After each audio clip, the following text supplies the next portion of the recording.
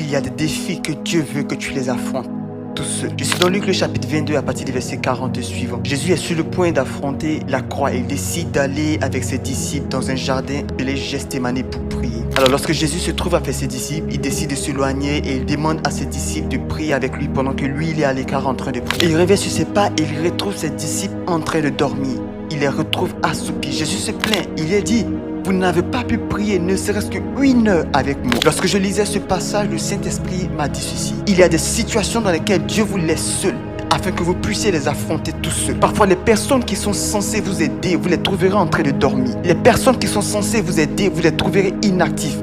Dieu le permet parce qu'il veut que cette épreuve, il veut que ce défi, tu l'affrontes tout seul. Parce qu'il y a certaines choses en toi qui ne pourront que se développer que si tu es seul en train d'affronter ces situations. S'il y a des personnes qui sont là pour t'aider, ils viendront faciliter la situation et tu ne pourras pas développer cette attitude. Tu ne pourras pas comprendre certaines vérités, certaines leçons. Tu sais que ce que je dis est difficile à accepter. Mais écoutez-moi, la Bible nous raconte à plusieurs reprises comment Jésus a prié, comment Jésus menait une vie de prière excellente.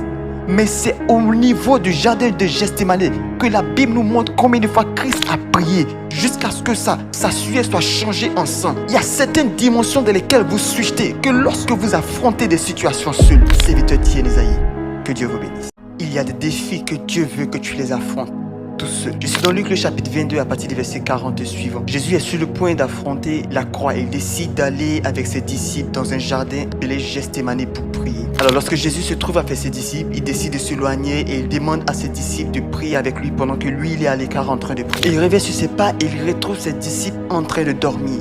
Il les retrouve assoupis. Jésus se plaint. Il lui dit: vous n'avez pas pu prier ne serait-ce qu'une heure avec moi. Lorsque je lisais ce passage, le Saint-Esprit m'a dit ceci. Il y a des situations dans lesquelles Dieu vous laisse seul afin que vous puissiez les affronter tous seuls. Parfois, les personnes qui sont censées vous aider, vous les trouverez en train de dormir. Les personnes qui sont censées vous aider, vous les trouverez inactifs. Dieu le permet parce qu'il veut que cette épreuve, il veut que ce défi, tu l'affrontes tout seul. Parce qu'il y a certaines choses en toi qui ne pourront que se développer que si tu es seul en train d'affronter ces situations. S'il y a des personnes qui sont là pour t'aider, ils viendront faciliter la situation et tu ne pourras pas développer cette attitude. Tu ne pourras pas comprendre certaines vérités, certaines leçons. Je sais que ce que je dis est difficile à accepter. Mais écoutez-moi, la Bible nous raconte à plusieurs reprises comment Jésus a prié, comment Jésus menait une vie de prière excellente. Mais c'est au niveau du jardin de Gethsémani que la Bible nous montre combien de fois Christ a prié jusqu'à ce que sa sueur soit changée en sang. Il y a certaines dimensions dans lesquelles vous switchez que lorsque vous affrontez des situations seules. Serviteur Thierry Esaïe,